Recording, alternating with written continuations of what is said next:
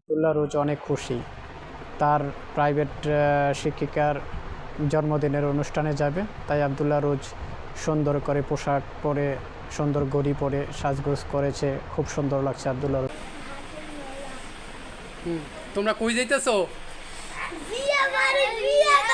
না না, বিয়ে বাড়ি না তো, তোমরা তো জন্মদিনের অনুষ্ঠানে যাইতেছো। কার অনুষ্ঠান? তোমাদের ম্যাডামের অনুষ্ঠান। সবাই বলো,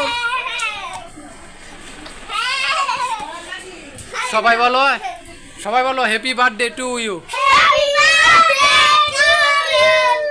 আবার আবার